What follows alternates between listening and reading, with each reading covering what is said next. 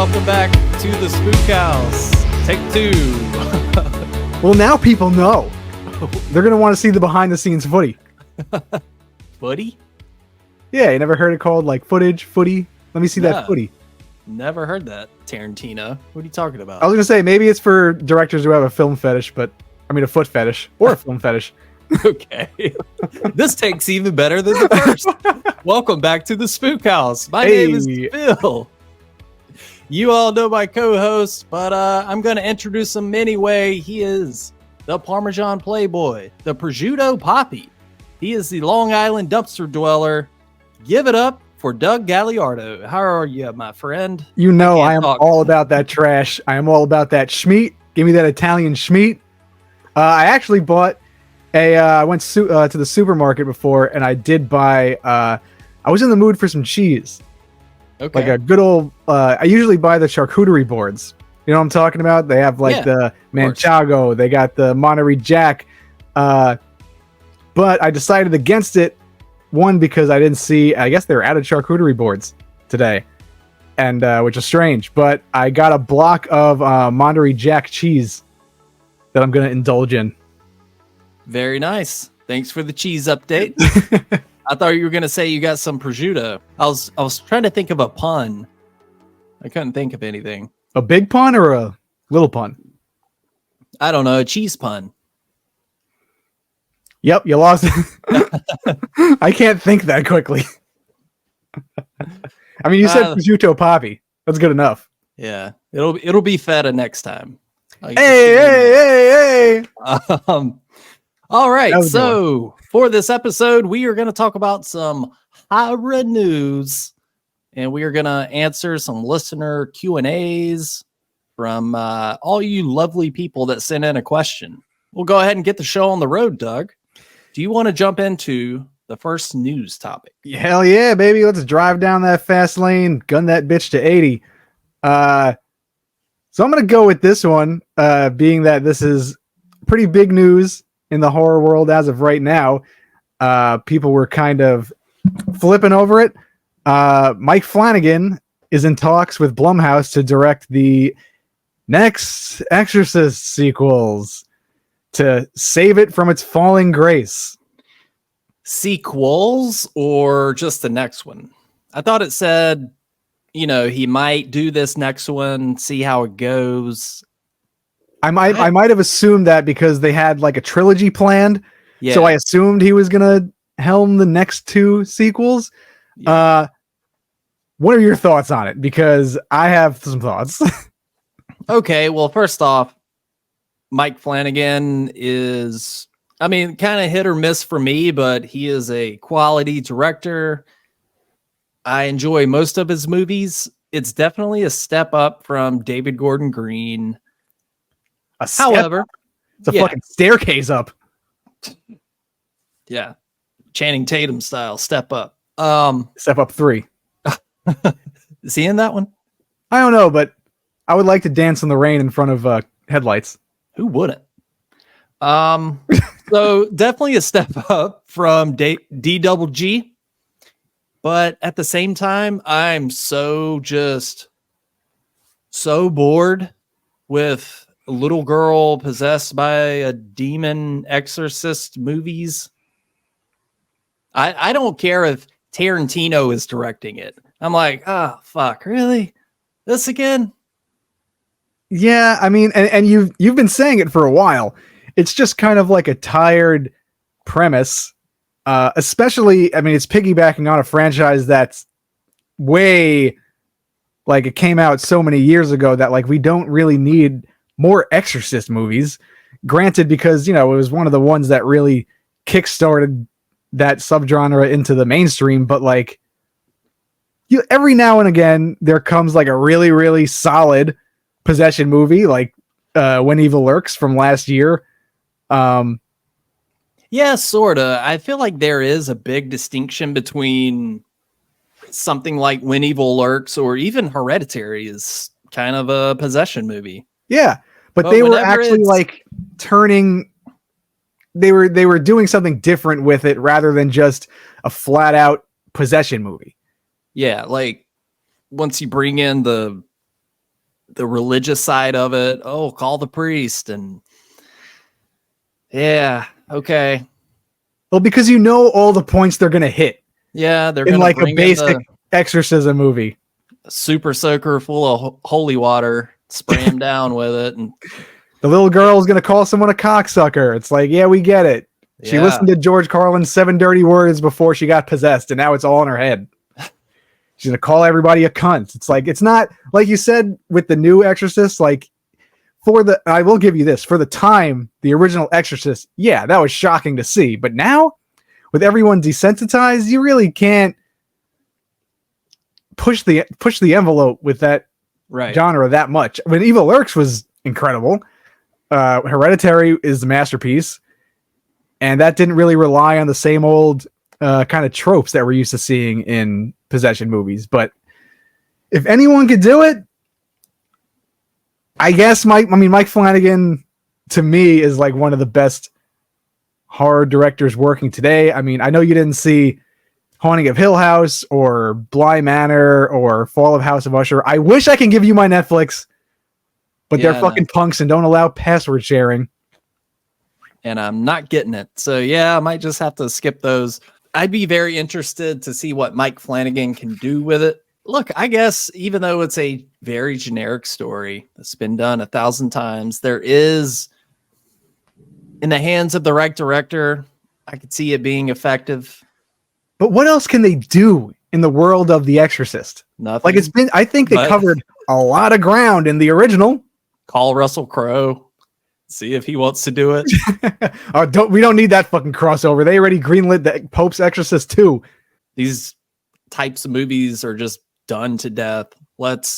People aren't that religious these days. At least not as much as they used to be. It would be kind of cool to see it done in maybe like a different religion. Yeah, with Blumhouse and Mike Flanagan working together, you kind of have to have the right team to give him. Because if it's just Mike Flanagan directing, but it's from a script from the same dude who wrote Night Swim, there's not a lot of hope for that. Yeah, he's just a horrible writer, in my opinion. I don't know if Mike Flanagan has the ability to elevate even the shittiest material. Well, it is just kind of a rumor at this point. Nothing official, but I feel like Blumhouse is going to be scrambling because they still got some money to make back from buying those rights. Absolutely. But again, I don't care if they're like, hey, Quentin Tarantino's last movie, it's going to be The Exorcist. They're like, God damn it, come on. So yeah, we'll just have to see what happens. They're going to make these movies either way. Hopefully Mike Flanagan gets it if he wants to do it. I hope he passes on it because he is definitely too good of a director to just kind of put himself in that mainstream box. Dr. Sleep, as much as you didn't like it, it was based on, a Stephen King book, a continuation of a story that is like 40 years old, but it was a continuation. You could say The Exorcist is a continuation, but I don't know. It just felt like the right project. And it was kind of untouched, There's been plenty of Exorcist movies. I don't think we need any more. And yeah, you're right. I mean, The Shining and X-Men had never crossed over before. So I'm glad we got Dr. Sleep. Yeah, Dr. Sleep, you need to watch that movie again. I don't. No, I'm good. The set design was impressive, recreating the Overlook Hotel. I was like, this kind of just makes me want to go watch The Shining. I could just do that. I mean, you're not wrong. I'm not going to debate you on this because of The Shining is. We could probably agree on this because we definitely talked about it before. It has to be as like cliche as it is. It's one of the most well-made horror films, or just films in general. Kind of hard to touch the greatness of The Shining, but I think Dr. Sleep is a pretty solid continuation and entry, and that's it. They're not planning a whole other trilogy. It was just Dr. Sleep. It was based on the book that Stephen King wrote, so it had the bones of that. Mm-hmm. Exorcist. What can you do? All right, so here's a news topic. Blumhouse is remaking Blair Witch, and I couldn't be more opposed to that if I tried. Yeah, and you actually love that movie. Like I that's love it. and it kind of hurt my feelings that it hurt your feelings that Blumhouse was remaking it. I can't think of a single other movie where it's like you just had to be there. Yes. To experience. That will never happen again. So right away, Blumhouse is fighting an uphill battle without it being 1999. Not a lot of access to the internet. There's this lore behind the movie before it even comes out. Is it real? Is it not real? So there's going to be none of that. So we're just depending on the movie itself. Found footage is pretty common these days, so there's not that newness factor of it. Because one of the things that I loved about Blair Witch the first time I saw it, I'd never seen a found footage movie, let alone in the theaters. So it was like, whoa, what the fuck is this? It's like a home movie? Yeah, it looked like it was uncovered in like a dark cave somewhere, and they're just, putting it on the big screen. People really didn't know what to expect. So yeah, it was a special place in time that will never be recreated. And Blumhouse, sure as shit, isn't going to come close to recreating it. You literally took the words right out of my mouth. I was going to say Blair Witch Project was lightning in a bottle. Yeah. You can't do it again. You can't recreate the marketing campaign. You can't recreate getting those actors that were in the movie, amateur as they may seem, and they haven't done much. That's what was needed. You didn't know if it was a movie or if it was a documentary. You couldn't really tell. Everything was kind of muddled in it. And there's no way, with at least Blumhouse overproducing everything, that it's going to be even close to the original. Yeah, and for the record, I thought it was real first when I saw it in theaters, because remember like when the internet, it's like you knew a kid in the neighborhood, kind of richer kid, he had the internet. So you're like, whoa, David's got internet? Holy shit. Let's go look up some stuff at his house. It was still such a new thing. Yeah. And there's no way you can do anything in secret nowadays. There's no way. The last movie I think that was pulled off like that was maybe X and Pearl. Like, we didn't know that a trilogy was coming. We didn't know Pearl was going to come out. Maybe people knew that Ty West was doing a movie, but like even before that, what was the last one that was pretty much kind of like Blair Witch? Cloverfield, which was 2008. Yeah. No one knew what it was about. It was filmed in secret. It was a secret J.J. Abrams project. The marketing was pretty similar. It was basically, go see this movie. It's a huge mystery. And somehow, what? I said huge mystery. Huge mystery. The biggest mystery of all time. Can't even tell you any other mystery. Epstein Island's not a mystery. It's very public. Cloverfield mystery. But yeah, like you can't match that energy. Yeah. It's just impossible. And like we always talk about, Blumhouse, yeah, they have a lot of money, but the team they put behind these horror movies like Imaginary and Night Swim and the Black Christmas remake and the Exorcist reboots and the Halloween reboots, as simple as the Blair Witch Project was, and I'm not a huge fan of it at all. You haven't watched it since you were 12. I haven't watched it since I was 12, but I could admit that there was a magic there. There was depth in its simplicity. Blumhouse has no depth. They have no nuance. Yeah, I used to kind of defend Blumhouse a bit. It's like, yeah, their strategy seems to be put out 4 pieces of shit and a pretty good movie. And occasionally a good movie. Whiplash is a Blumhouse movie. Get Out. Which is mind-blowing to me. That was very early on in the start of Blumhouse. Hey, we're going to be a company with integrity.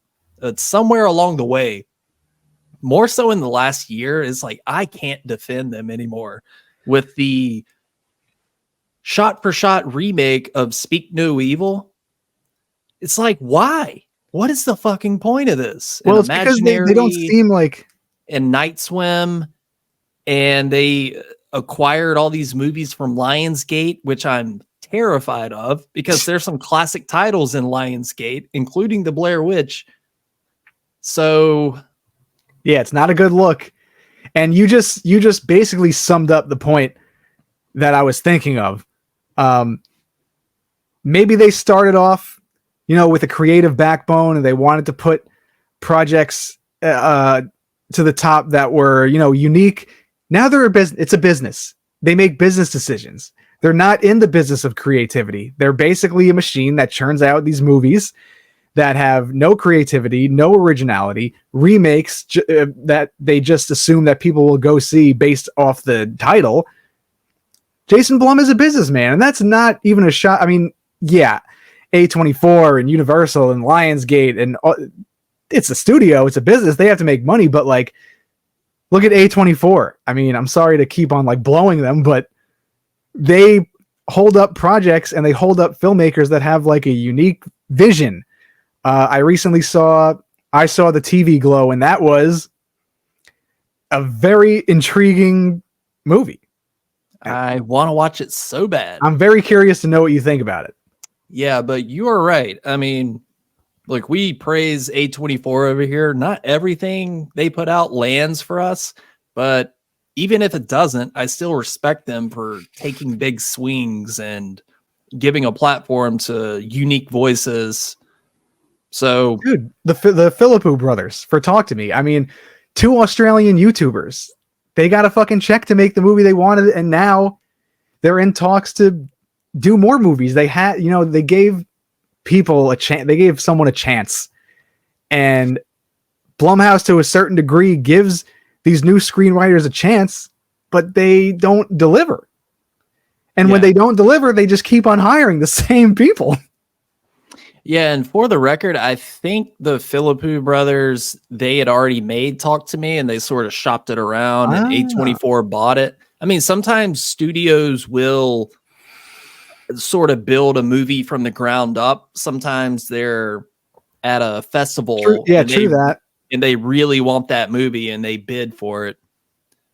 But I mean, even then, I commend them for taking creative swings. I'm sure they're definitely financing the sequel to Talk to Me. Oh, for sure. Yeah. And I do have another movie on the list that they're in talks to do, which just from the title, it seems like another possession type of movie, or maybe having to deal with grief or death. But again, it's just a title and a star attached, and A24 is, in on it. Well, yeah, let's segue it into our next news topic. Let's do that hot segue, Daddy-O. So A24, again, Paul teaming Blart up this with shit. So let's Paul Blart this shit. Hop on our segues. I always wanted the segue so bad. What happened to those? You don't segues? See yeah. I guess they kind of transformed into like the bird scooters, or kind of like that hoverboard. But like mall dudes have like carts now.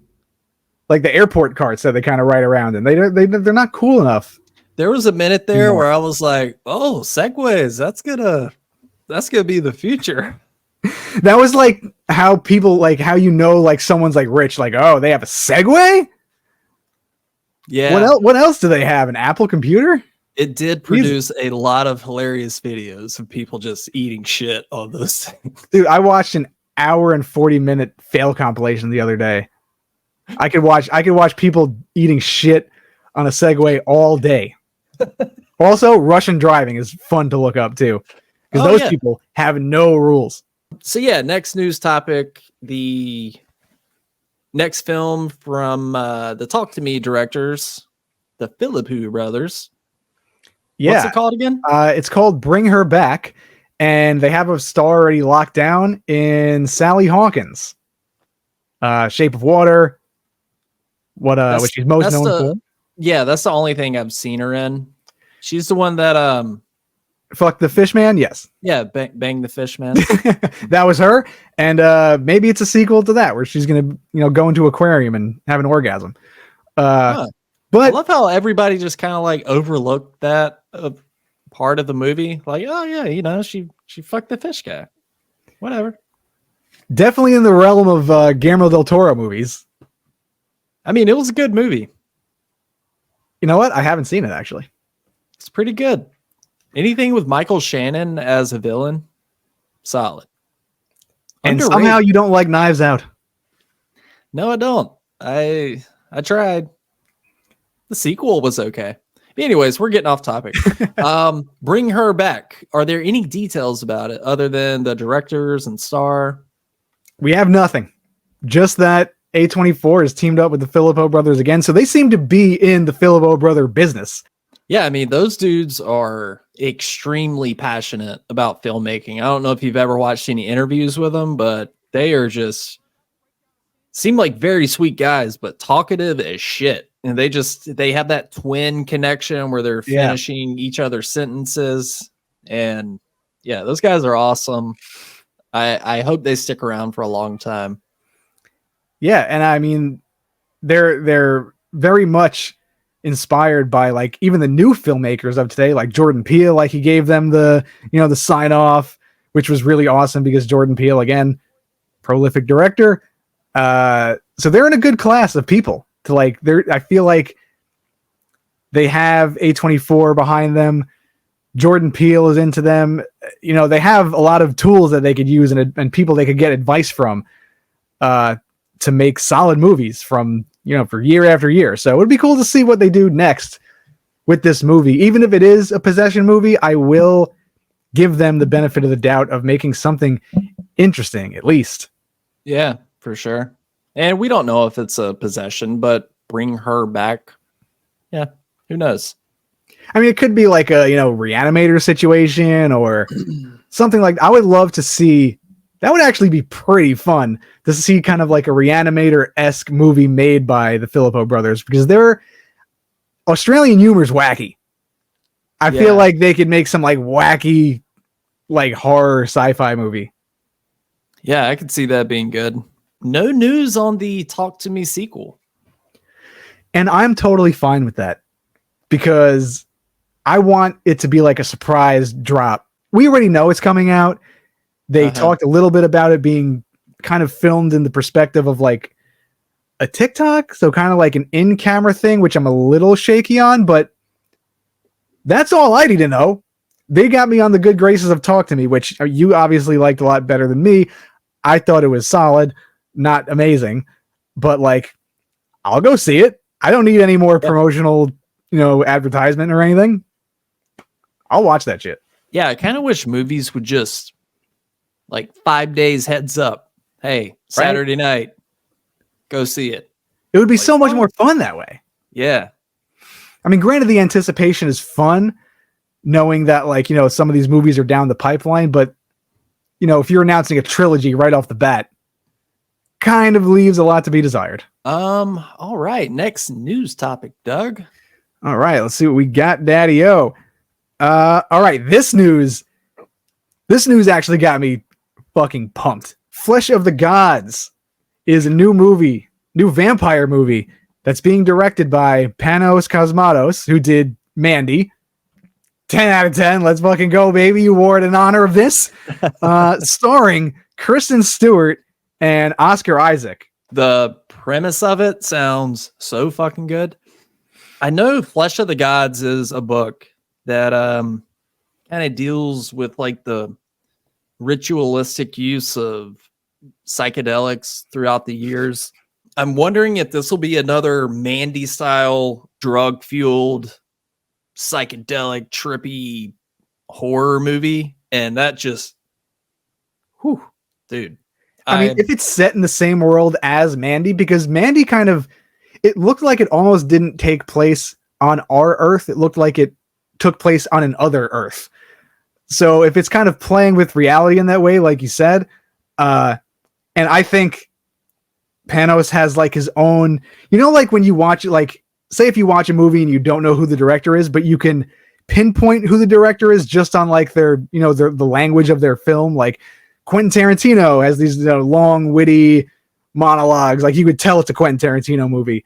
I think Panos Casmatos has like his own specific language in cinema with like very kind of like David Lynch a little bit, like slow, moody type of dialogue that like I'd be interested to see what Oscar Isaac would be like as a vampire. Yeah, has Panos, has he directed anything since Mandy? I want to say no, but do you know who his father is? No. He directed what's that Sylvester Stallone movie, Cobra? No shit. Yeah, which I did not know. But apparently he directed, like his father, like directed, George Cosmatos is his dad. He did Rambo First Blood Part 2, Leviathan, Tombstone. Whoa. Yeah, like Didn't know that. major stuff. So obviously it seems like it runs in the vampire bloodline for Panos to be a great director. Yeah, I don't think he didn't do Color Out of Space. No, he did Beyond the Black Rainbow. So yeah, I kind of like when there's a director that just pops up every now and again. That's exactly the question I was going to ask you. Do you like when, like, I guess that answers my question because you already said that, it's kind of nice to, like, for someone to, like, fade into the abyss and then you're like, I wonder what happened to that person. And then they come out with a banger. Well, it also tells you that they're very picky and meticulous about what they're doing. So they're not just going to come back and just for the hell of it. So they're not like Kevin Hart taking every fucking role imaginable. Right. On every DraftKings commercial and credit card commercial. But yeah, everything about this movie, I am just the description of it. So fucking stoked. Set in the 80s in LA, I believe. Vampires, probably a lot of drugs. And, I'm not endorsing drug use. I don't do drugs, but I'm just saying the style that Mandy was in with the powerful hallucinogens that turned the black skulls into these biker demons from hell. Like, if it's anything like that, I'm all about it. Dude, if there was ever a Mandy spinoff, I want that movie. I want like the Black Skull demons from hell. Like, I want to see them in a full movie. So, no, I talked about this before, but I saw that in theaters recently, like a couple weeks back. And the Black Skulls, they're scary as shit. I mean, you're wearing a Hellraiser shirt, coincidentally, but that was the inspiration. They're very Cenobite. It's not Cenobites. I say Cenobites. Yeah, I do too. Cenobites, whatever. Cenobites, like John Cena is the leader. They're both delicious. Cenobites. Huh? Hey, you can't see me, Doug. You can't eat me. But yeah, when I was watching that, I was like kind of terrified a bit when they're in the room with Nicolas Cage and his girlfriend. I was like, dude, these are way more intimidating than the Cenobites, especially in Hellraiser 3. Like, Jesus. Hey. Don't trash talk Hellraiser 3. That was a solid movie. It's fun. It's the Pinhead statue right in the middle of the apartment. It is hilarious. Pretty shitty. A lot of things about it are pretty shitty. But it's good. It's good shitty. There's a sassy fashion photographer, Cenobite. Come on. Time for your close-up. That's hilarious. It's better than the fucking the AOL dial-up Hellraiser. What was it called? Hellraiser Cybertron or Yeah, I know what you're talking about. So yes, Flesh of the Gods. Super stoked for that. Can't wait for it. No release date. Take your time, Panos. Craft that masterpiece. I know you will. Yeah, I could see that being like a 2025 release, maybe like end of 2025. That's okay. We'll wait. Yeah, we have, honestly, the back half of 2024 looks really good for horror movies. There's apparently a Rosemary's Baby prequel series in the works called Apartment 7A, debuting on Paramount Plus. Supposed to come out this fall, so it's pretty quick. Starring Julia Garner from Ozark and The Assistant, directed by this woman who I don't know, Natalie Erica James, who directed this movie called Relic in 2020. It's about the person who lived in the apartment before Rosemary. Okay, so you're a huge Rosemary's Baby fan. I think it's good. I've seen it a couple times. What are your thoughts on this? I'll let the expert handle this one. I was not happy about this news, nor excited, because it kind of takes away the intrigue and mystery. I mean, we know from Rosemary's Baby, the movie, what happened to the previous owner before. They tried the same thing on Rosemary, and it didn't work. And I am not a big fan of Julia Gardner. I'd never watched Ozark. I don't like her in The Assistant. I just don't think she's, interesting. I think she's very bland. She's great in Ozark. I've seen Ozark. From what I hear, I can't comment on Ozark because I haven't seen it, but from what I hear, she is really good in Ozark. Yeah. But I didn't like her in The Assistant, that movie I saw. And it's just unnecessary. The plot of the show is unnecessary. Maybe if it was like a movie, I would be a little more intrigued, but to flesh it out as a full series, I just don't find it interesting. And I can't talk about the director because I've never seen Relic. Have you? No, I haven't. Yeah, I'm curious to know what her style is. So I definitely want to see Relic. But yeah, I just don't see the point. And I'm going to bring this up real quick. And it's about the new Strangers trilogy coming out. Oh yes, very soon. Literally next week. So word just dropped today. So do you remember the original? You said you weren't too hot on it, right? Just very middle of the road on it. Overrated, I believe. Disagree on that? I put the overrated label on it. Yes, you did. I try to block that out. But you were okay. So when in the beginning of the movie, someone knocks on the door and they're like, "Is Tamara home?" Apparently, in these new movies, they're going to reveal who Tamara is, or Tamara. That's where I compare it to this Rosemary's Baby prequel thing, because who gives a shit? We don't need to see everything fleshed out. It kind of ruins the whole mystique behind it. Sure. I mean, who knows how many times these speaking on Rosemary's Baby, who knows how many times the neighbors try to insert the devil's child into the owner of these apartments. We don't need movies on all of them. We just know that it happened. Totally takes away the intrigue and yeah, I mean, anytime you hear the words, first of all, prequel, yikes, it's usually not that great. I mean, I'm sure there have been some good prequels, but nothing. Hey, the first Omen wasn't bad. Okay, well, there you go. But traditionally, prequels are oh, you guys must really have nothing new to say about this. I'm with you. Straight to streaming, Paramount Plus. Rosemary's Baby, I agree with you, would be way more intrigued if it were a movie. I just don't see, I don't know, what you're going to do over however many episodes. 10 hours. Exactly. How are you going to drag out this plot? And how many subplots are there going to be that don't matter?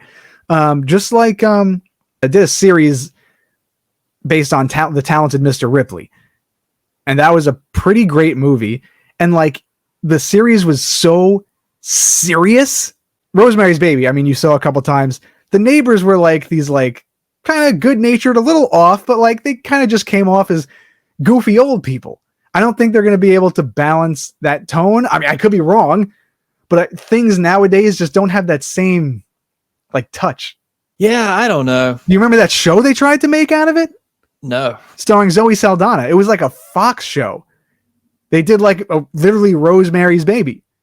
Oh, didn't know that. And they did an Exorcist show as well with John Cho from Harold and Kumar. Wow. Yeah. There's a reason why you don't hear about it. Yeah, and that kind of also goes to show you the strength of the IP of The Exorcist.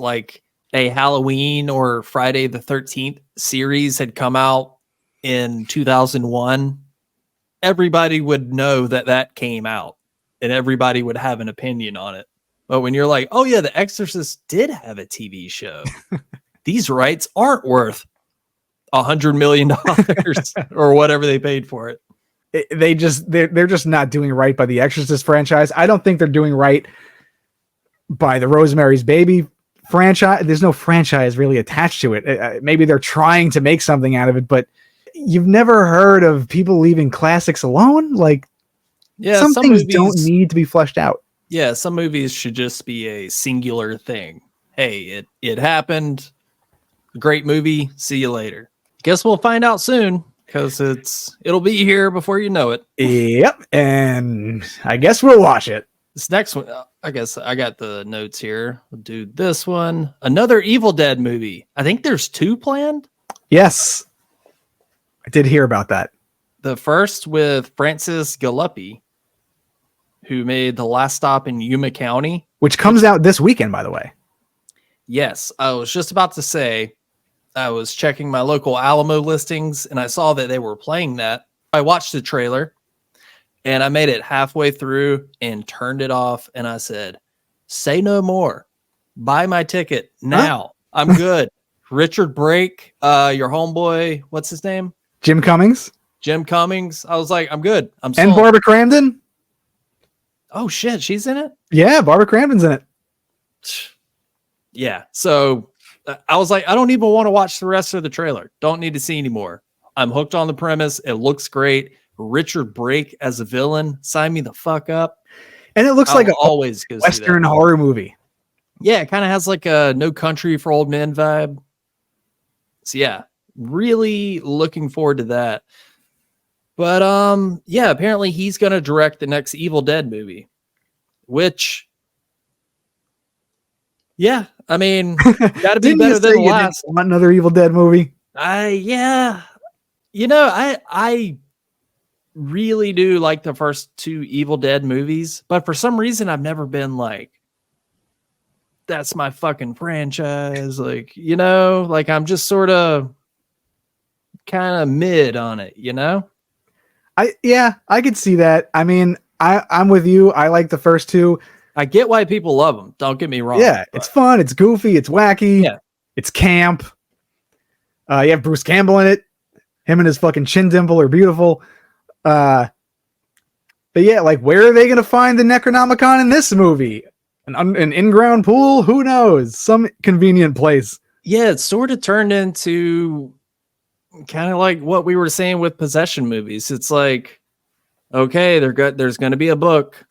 People are going to find it. Possessions. We know what's going to happen.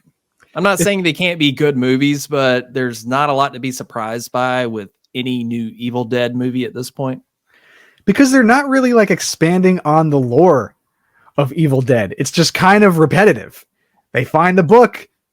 Someone gets possessed. They have to defend themselves. And on we go on the Ferris wheel of shit. It's like, it's like what we were saying in Evil Dead Rise. They're playing Evil Dead bingo. They're like, yeah, exactly. Check. Oh, bingo. This is a good movie, right? Dead by Dawn. All right. It's just like, come up to the front to collect your portable DVD player. Come to the front to collect your Necronomicon with a shitty script in it. But yeah, like, again, do we need it? No. Are we going to watch it? Yeah. Hopefully it's good. I mean, I wasn't really excited about the first Omen. It looked like a big old pile of dookie. And I'm not really enjoying it. So, okay. So who knows? But yeah, like, again, like, the last one definitely left a bad taste in both of our mouths. You didn't like it more than I did. And then as you kept talking about it, I was like, yeah, this movie kind of really does suck. Yeah, I mean, and I was definitely in the minority there. Everybody was hyped on it. And I was like, guys, I'm sorry. I'm just not seeing this one. This does nothing for me. And you made great points as to why it's not great. I mean, I understood it all, and I had to change my mind. So, you know what's weird? Like, they essentially announced 2 Evil Dead movies, and the director of Infested which recently came out on Shudder, which is fucking amazing. I love that movie. It's like Attack the Block meets Arachnophobia or something. It's set in an apartment the entire time, an apartment, like skyrise apartment building. And before I even knew about that news, I was like, okay, this is how you utilize a new space like an apartment complex. Why didn't Evil Dead Rise do this instead of having it like a high school play and they're just in this house, in apartment the entire time, and you're not really going to explore the stairwells and other floors of the apartment building. But Infested did that so well.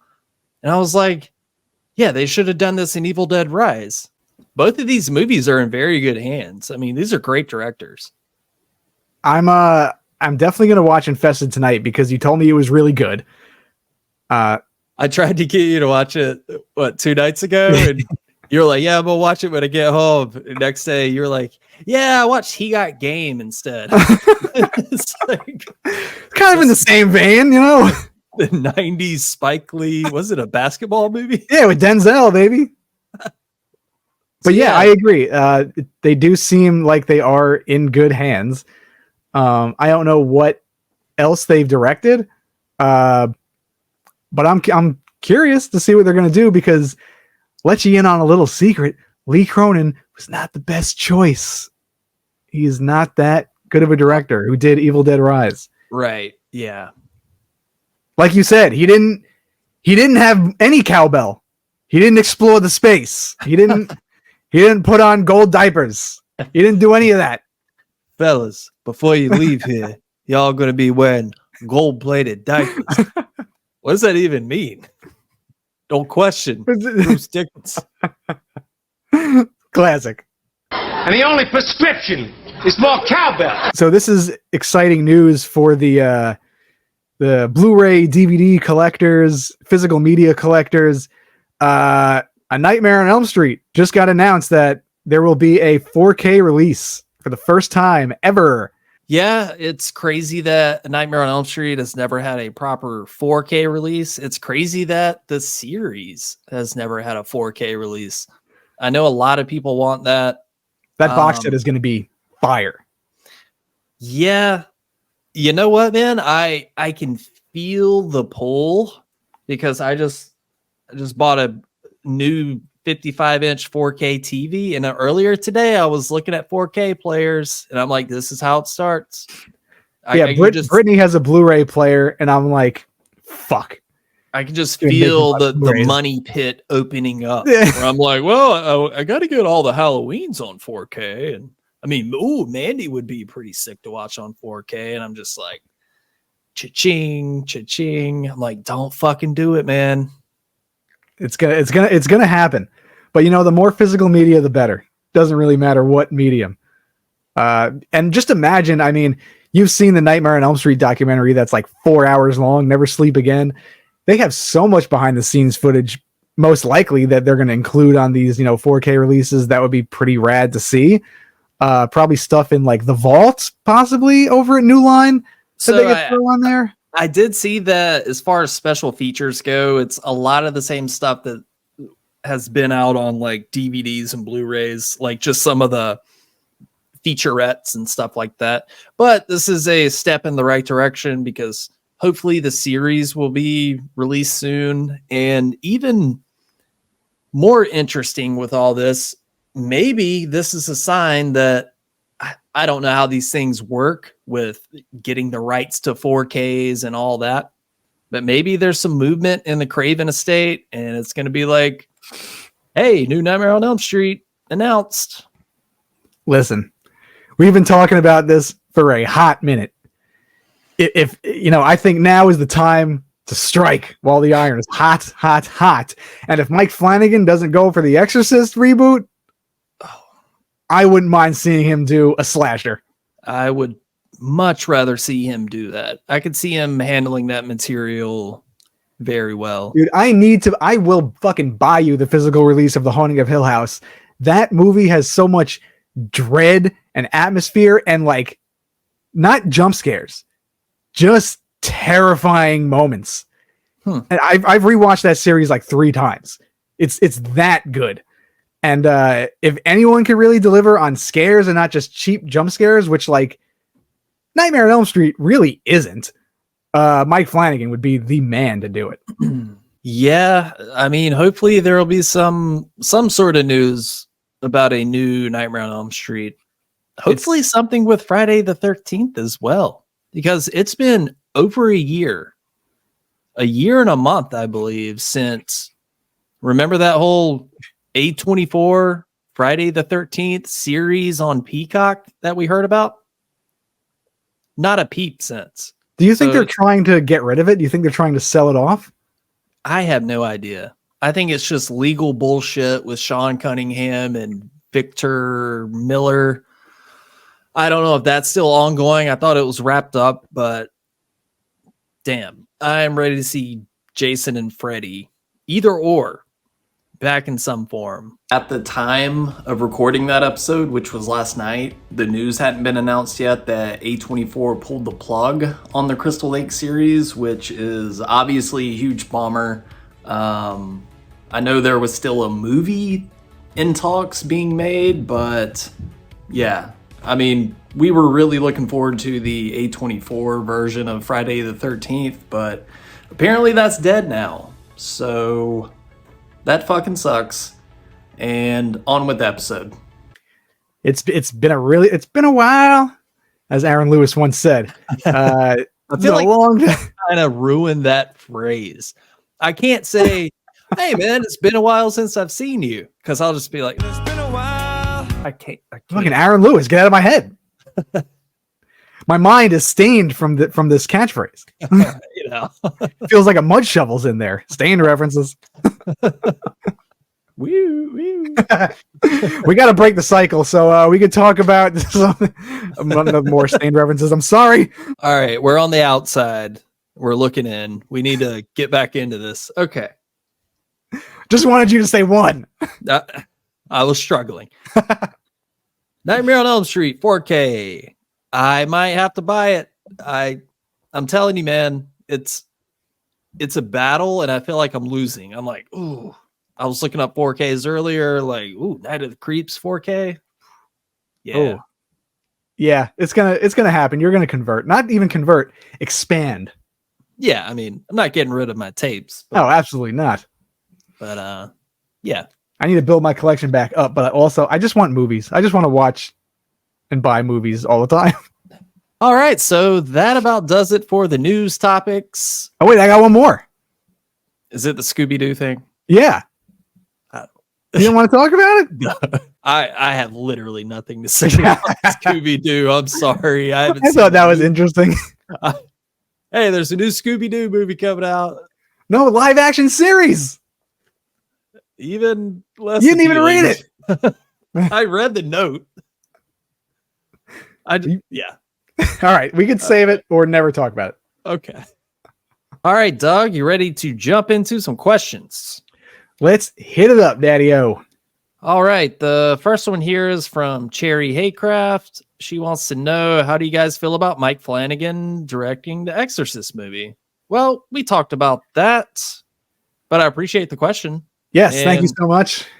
I was talking to her about her recent, she saw Orgy in concert. I was like, yeah. What? I still jam Candy Ass. They're still touring? That's amazing that people even, I can't imagine. I really want to know how many people were not at that show. I mean, they were at a small club, but there was a decent amount. I'm going to guess 250 cap. All right, Mr. Venue Expert. That's amazing. Let Orgy do their thing, okay? They're not hurting anybody. I like that song Stitches. It was a banger. It's good. That video is dope too. Very low budget, white background. They were in like the ball cage or whatever. Yeah. Tying yourself to me. Yeah, whatever. All right, next question, kind of on topic here. Robert the 17th. Any plans on doing another new metal / music podcast? I would love to. Me and Doug were just talking about this last week. Like, man. Last week. We send each other fucking new metal memes back and forth all day. That's true. All day, every day. But yes, I would love to do another new metal episode. Got to be glued, runs in my veins.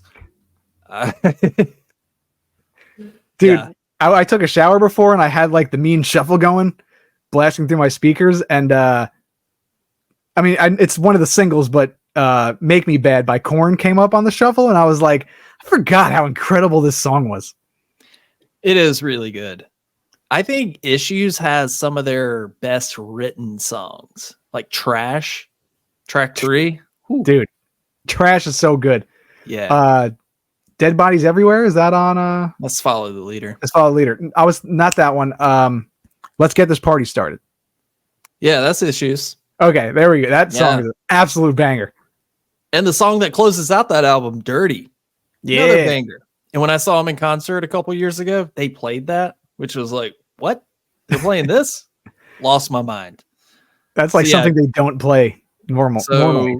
New metal episode? Absolutely, Robert. All right, next question. Rick wants to know, hey, thoughts on Tales from the Crypt Demon Night? Love it. Yeah, solid movie. Great movie. 1995 classic. I was going to say 95, right? Yeah. Also, not new metal, but a good metal soundtrack. Has like shit like Biohazard and I think oh my god, Typo Negative. I think Biohazard. Jesus Christ! I think Pantera is up there. So yeah, good soundtrack, great movie. Billy Zane as a villain. That's an underrated horror villain right there. Billy Zane in Demon Night. Dude, I haven't seen that movie in so long that I don't even remember. I gotta watch that soon. I finally watched Titanic for the first time. Billy Zane's in that. You did, and you said it was too long. Yeah, I mean, it's a long movie. It's a good thing you didn't watch it on the USA Network, where it would have been like 8.5 hours long with the commercials. I mean, it was. I mean, it is what it is. It's kind of soapy, but it's solid. Dude, James Cameron had Kate Winslet and Leonardo DiCaprio for real almost drowning on that goddamn boat. That's a director. A lot of those stunts, I was like, this is real. How the fuck do they do this? Because they're just unsafe. Yeah. They're just in a hallway corridor with water rushing towards them. So, hey, they got great performances out of them. Yeah. Shout out Titanic and Demon Night. Speaking of Titanic, I picked this up at a thrift shop. What? I showed you this before. This is $10 at a thrift shop. This is going up in the new place, baby. Take the voyage home. The voyage is coming home to daddy. That's great. Doug is holding up a giant Titanic sign. If you're 11 Academy Awards. That's great. And I have nowhere to put it now, so now it's just hanging out near my dresser. Nice. Okay, Fox and Moose, my buddy Eric, who also, side note, he came up with prosciutto poppy. He sent that in. He was like, hey, you got to call Doug this sometime. I said, gladly, my friend. Thank you so much for ripping away Phil's credit. Yeah, well, you got to give credit due. What a good-hearted person. There you go. Words are hard. They are, especially when it's kind of late and very, I mean, you witnessed me stop thinking before. Hey, talking's hard sometimes. Especially for a long period of time, which I give a lot of podcasters who do podcasts by themselves a lot of credit because they have to just think of shit. Granted, they probably have notes, but they got to keep the conversation going with no back and forth. Yeah. He wants to know thoughts on Reanimator, the OG. Is there a remake of Reanimator? I don't think so, but yeah, Reanimator is a lot of fun. Love Reanimator. Love. Wow, I'm a fucking idiot. Jeffrey Combs? Yes, I was going to mix Jeffrey and Barbara Crandon. Jeffrey Combs, yes. I always forget Stuart Gordon. Always forget that name. He might be one of my favorite directors in horror with like From Beyond, Reanimator, Castle Freak. I mean, Reanimator is fucking, I mean, what else can you say about it besides it's an absolute classic? Yeah, you know what? I've only seen it a couple of times every time I see it, I'm like, damn, this movie is fun. And like, I got to put that one in rotation. Or yeah, dude, it's really, and like the fun thing about Reanimator and Bride of Reanimator, the ending scenes to both of those movies are just like all out chaos. I've never seen Bride of Reanimator. Oh, dude, it's so good. I'm curious to know which one you would like more. Bride of Reanimator is really fun, but like I mean, just the dialogue that Jeffrey Combs has in both movies is hilarious. You've seen The Frighteners, right? No, haven't, but I know he's in that. Oh, Michael J. Fox, right? That's a fucking classic. Peter Jackson directed it. Oh, yeah. What was that 2001? 96. 96. Pfft. Yeah. I don't know what the fuck I'm thinking of. Hollow Man, maybe. Yeah. You might be. That was like 2000. Kevin Bacon. Yeah, I need to hop on The Frighteners. Yeah, it's good. You would love it.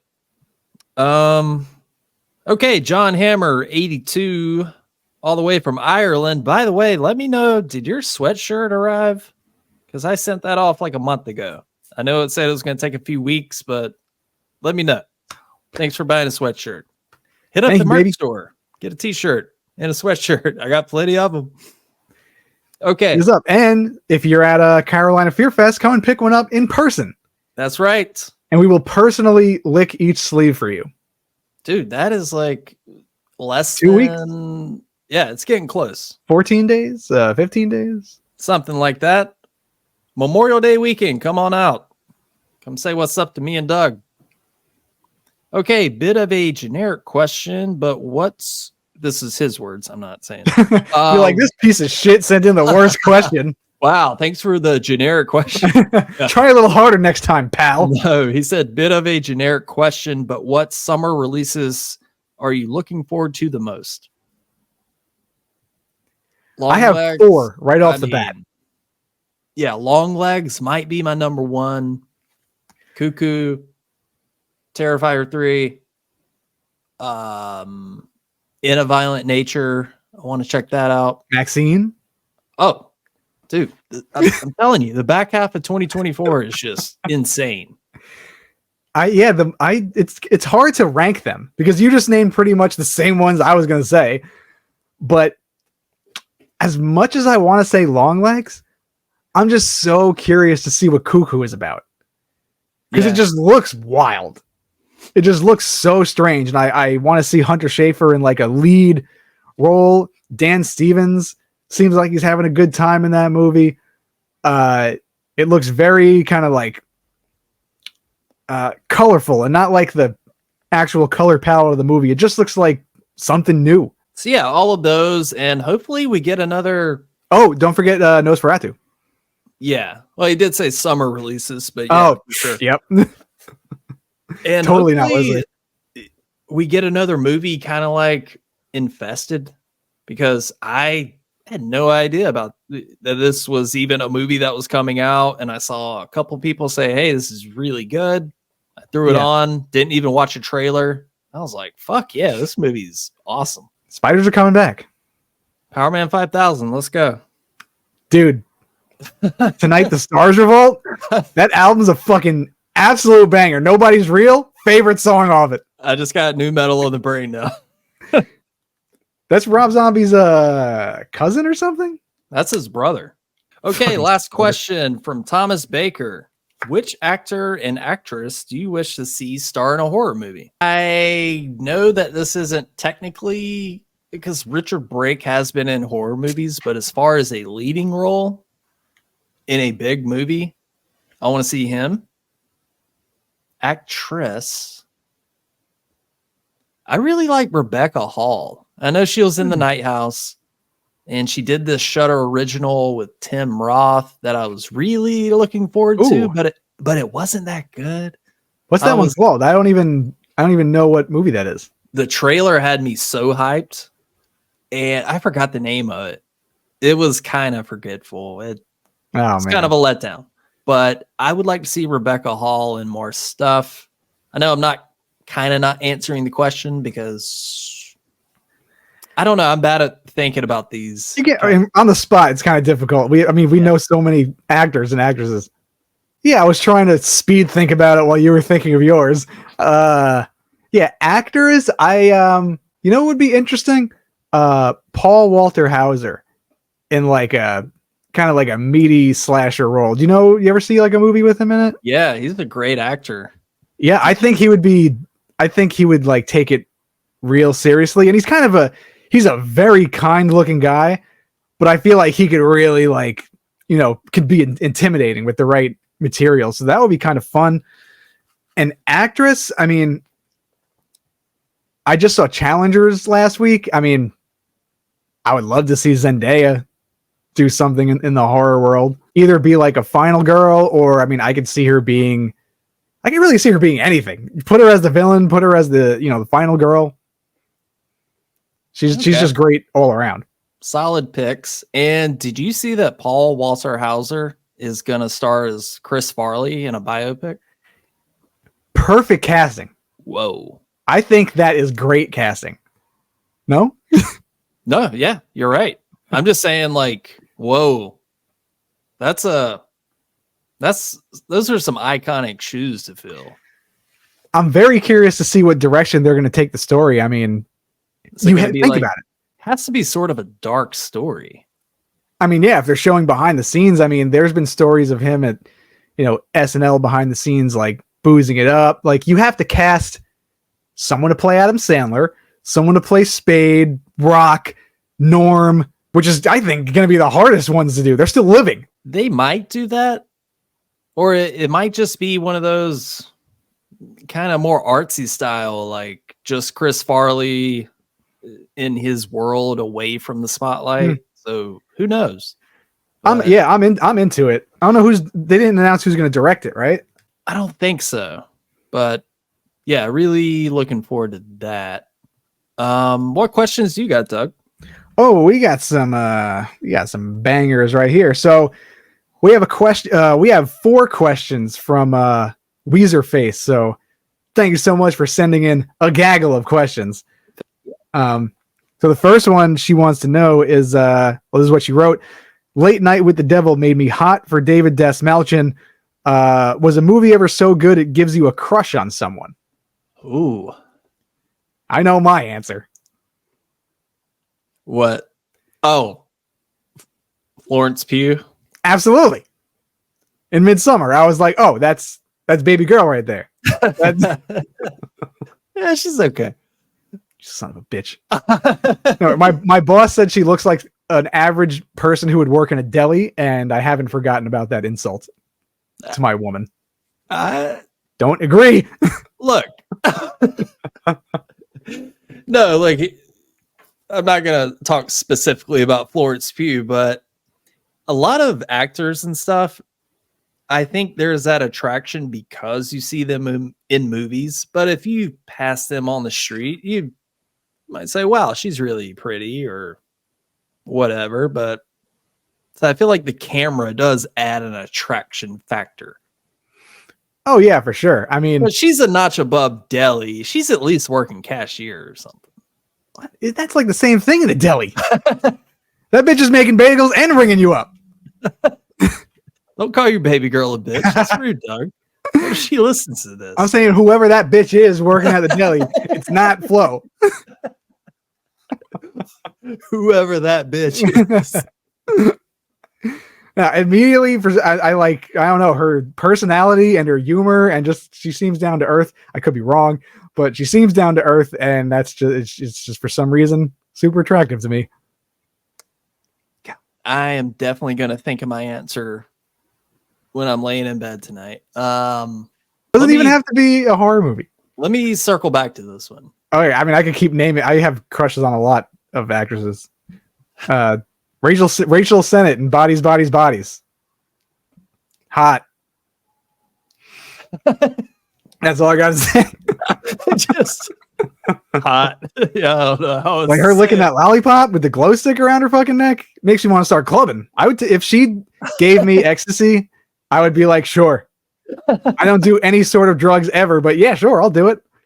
Yeah, I'll think of one, but What's the next question? All right. Her next question is, are you tired of religious horror or just Catholic horror? Down for other religions to feature in horror. So we kind of talked about that. Yeah, I mean, that would be an interesting angle. Sure. Yeah. Why are they like number one? Well, white America. Yeah. We need to bring in other religions. They also don't have like the best moral track record, to put it mildly. No, like let's throw in some like burning cows or something. Like let's throw in. Well, give no, it something new. Let's not do that. Not in real life, in a movie. Sure. Well, the Wicker Man kind of did that. That's true, yeah. But yes, I agree. Catholicism, you've had your day in the sun. And seeing it in When Evil Lurks was interesting. Next one, her third out of fourth question. Would you rather have the It Follows demon after you or the Creeper? I'm going to assume from Jeepers Creepers. Probably It Follows. I don't want that rackety fucking truck following me down the road. Rickety, yeah, but you would have to rackety. I don't like something that you can't see.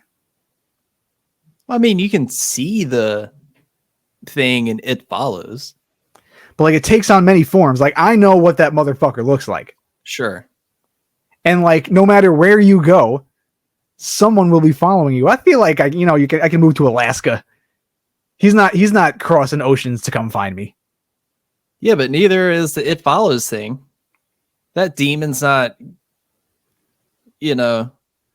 using their chase reward points to book a flight to fucking Alaska, showing up to the airport, going through security. Nah. But can it like transfer to different bodies? There's a lot of loopholes, but yeah, I'll take the It Follows demon. And speaking of Micah Monroe, there you go. That's baby girl. That you have a crush on Micah Monroe? That's the one? She's not ugly. She's not ugly. No, she's good looking. I told you, I love to watch her. That movie was fucking so good. I can't wait to see her in Long Legs. It's funny to see like even when I saw Challengers, like Zendaya, and this isn't like a spoiler, because they go through different time periods if you're gonna see it.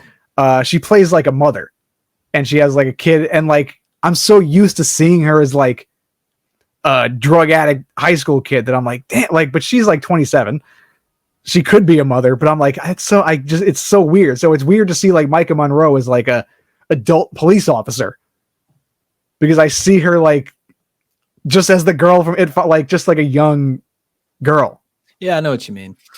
Next question, Doug. All right. Weezer Face also wants to know, would you guys ever consider doing an episode focusing on older, she puts in parentheses, pre-80s horror movies? Sure.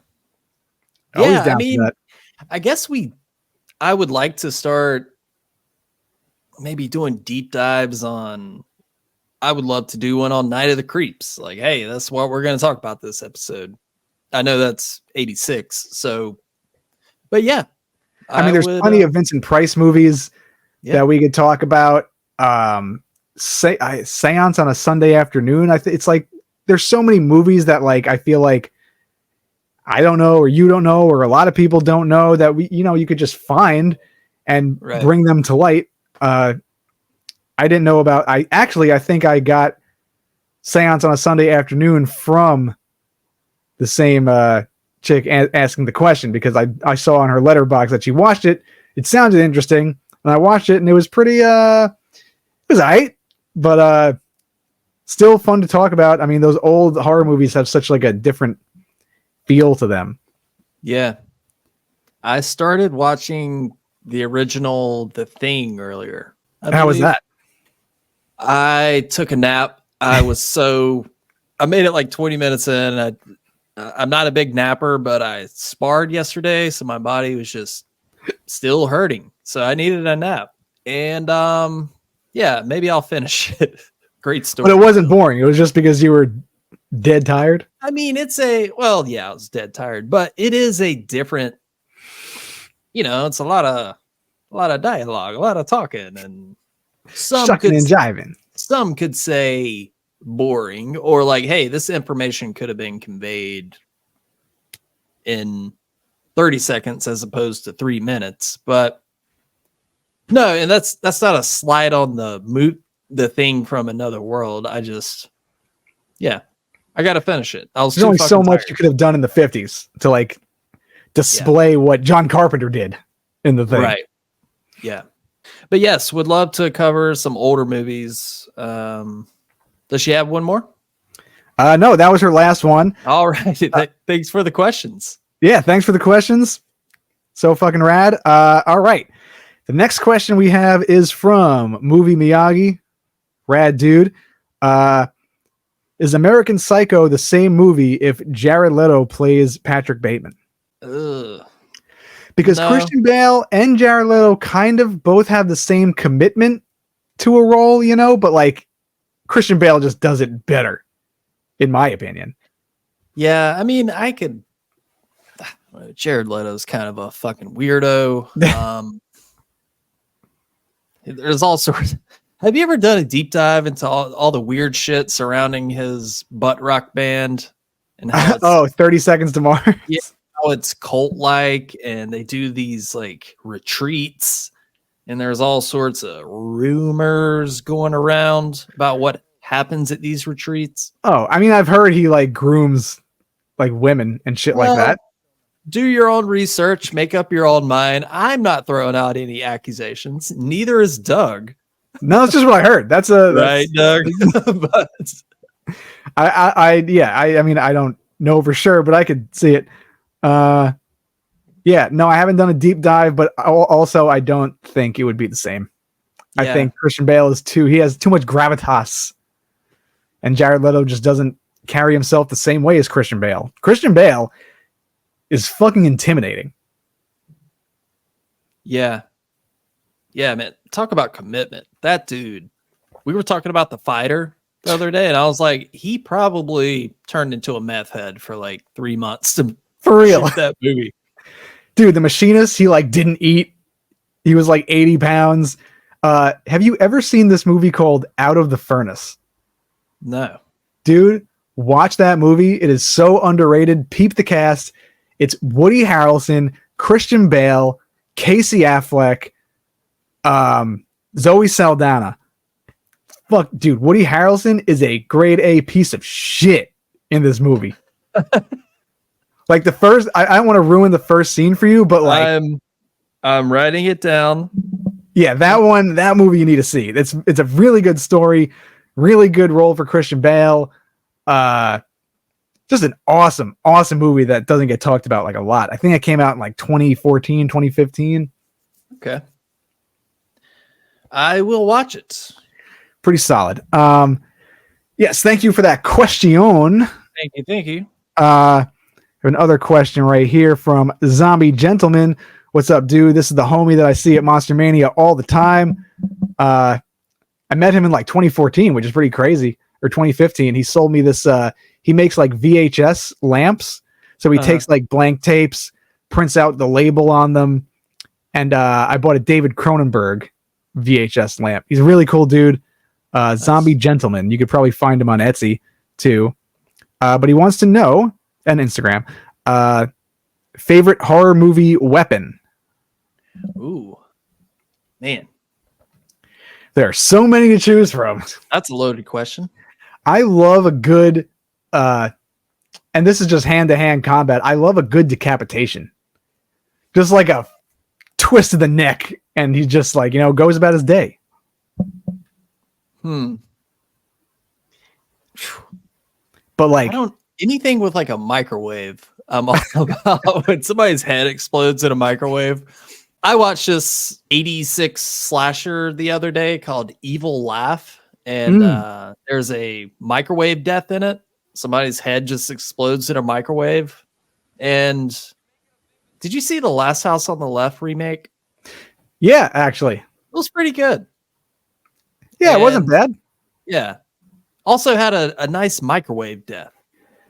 And then Aaron Paul got his hand caught in that this what do you call that thing in the sink, like the disposal Yeah. thing? Yeah, whatever that's called. Yeah. The microwave death was cool from what I remember. Yeah, I'll go microwave.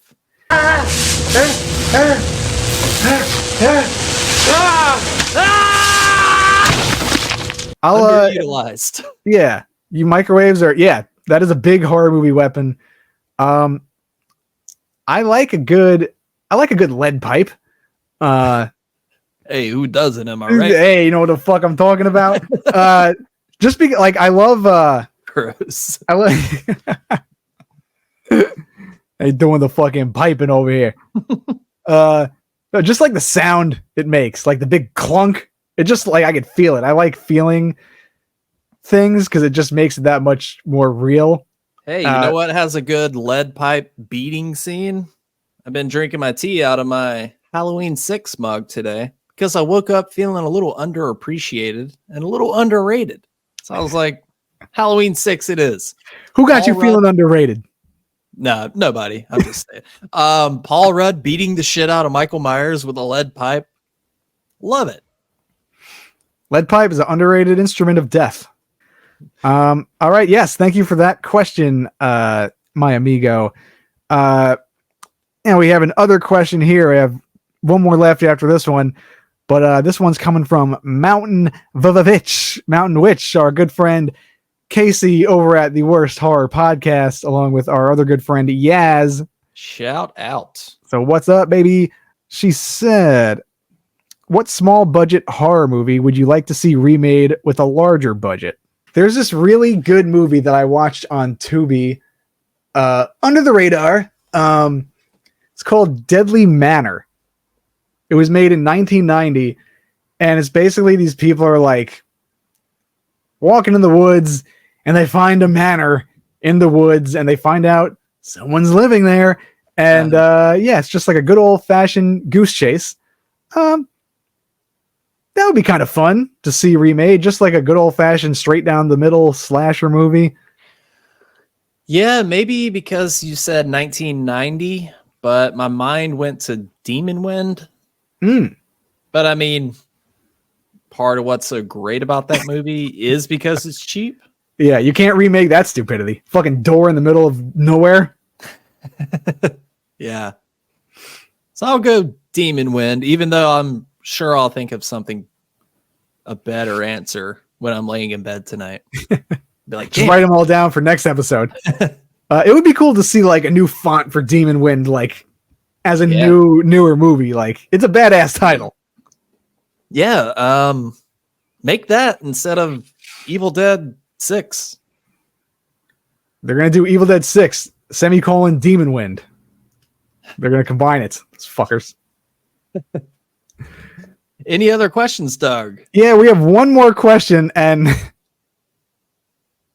I don't know if this one pertains to you, but it could, because you came here and you did have the pizza. So our friend Gabagool, Nicole Matarese, she is also a fellow podcaster, has worked on some movies and stuff. So what is up? She said, best pizza in Huntington. Now, I took you to the best pizza spot when you were here, and that's Little V's. It was good pizza. It wasn't like, hey, now this is New York pizza. It was good. It was a solid slice of pizza. Had a nice mushroom slice. It was, solid. So I can only say Little V's. Little Vincent's, Little V's. Portofino is too doughy. Doesn't taste that great. No flavor. Rosa's, they're assholes in there. Plus, their pizza's way too saucy. Little Vincent's has the thin, crispy crust. It's always hot. It's always fresh. You're not getting bottom of the barrel. Sometimes, pizza places like to give you a slice that's been sitting there for a couple hours. Little Vincent's is so fucking fast because a lot of people are ordering from them. I would say Little V's is the best in town. Don't go to Rose's. Portofino, go there for the pasta. We had pasta. No, what did you have from Portofino? Salad? I don't know. That was the Super Bowl. I think I had a salad, yeah. I forgot what it was. But I never went. There's just one place. Sal D's, which I haven't been to, which Brittany said she needs to take me to because her stomping grounds are in Huntington. And for some reason, I've never even been there or heard about it. So that place is yet to be determined. There is a pizza place walking distance from here called Oakwood Pizza Box. It is the best pizza I've ever had. And we are going to go there, and I want your opinion from a real New Yorker. I will leave my reservations for that place. But every time I've went out of New York, besides Jersey, I'm leaving Jersey out of this because Jersey also has wonderful pizza. I will not knock Jersey for that, other than smelling like a raccoon's taint. Massachusetts, not great pizza. Vermont, fucking Vermont, cardboard. Legit cardboard pizza. Next time you get an Amazon package, just take a bite out of it. That's like what it's like having pizza in Vermont. California pizza, not good. We are gonna go to Oakwood the first night you get here. All right, perfect. I'm down for some. I need some grease. Okay, yeah, dude, it's the best pizza I've ever had. Like, it's really you've ever had. Yeah. Where else have you had pizza? Lots of places. Like where? Huntington, Little V's, little Vinny's, Little Somalia, baby. We got the best slices. So yeah, we'll see. I'll put my best pizza against yours. You don't want to fuck with New York on this topic. Okay, all right. But I am going in there with an open mind. Okay. Well, those are all the questions. Thank you to everybody that sent one in. We really appreciate it. Thank you so much for listening. If you're watching on YouTube, please subscribe to the channel. It would mean the world to us. I'm trying to grow, trying to do more shit up here. Or if you're just listening on Spotify or Apple, hey, you can leave a rating there if you want. Thank you so much for tuning in either way. Doug? Follow us on the gram. Follow us on Instagram, TikTok, this camera. Tell us what you have going on. Somebody other than you, I went to see the Are You Garbage podcast a couple weeks ago live, and Toby, their producer, was like, hey, man, loved you on Hot Ones. I said, you were not the first person to say that, but thank you. That made me so happy when you told me that. Validation. I'm not the only one. He is a much better interviewer than me, though. He's a much better talker. He's had years. He was on like MTV. Was he? I think so. I think he did I was watching like someone interview him, and he talked about like all like the like how he came up pretty much. I think he did like something back in the day with like MTV. I don't remember what it was, but it was something. Huh. Been at it for a whatever happened to Jesse Camp? He's probably on Cameo. You could tell him to send you a video for fucking $5 to feed his drug addiction. He's out there somewhere. I mean, Dave Holmes, whatever happened to him? Yeah. Say Kurt what Loder. Karaoke? I mean, Kurt Loder. Who was the Korean chick? Suchin Pak. Also another good person on there. Great deep dive down the MTV VJ rabbit hole. Who was your favorite? Remember Julia from Uranium? That was not MTV, but talk about a crush. 14-year-old me was like, oh my God, marry me. Popping a new metal boner. Oh, I got you 12 stones right here. 12 stones. I know you know that song. You want to tap my root? Who up tapping they root right now? Listen, you could call me Papa Roach in the bedroom. Because I'll be making that pussy infested, huh? Oh, yikes. Hey. We're killing it on the puns tonight, baby. Not that one. That's just gross. I'm killing in the name of, actually. All right. Well, on that note, we are going to wrap it up. Doug, I love you, my friend. Love you, Daddy-O. All right. Love you guys. Thank you for listening. We will catch you on the next one.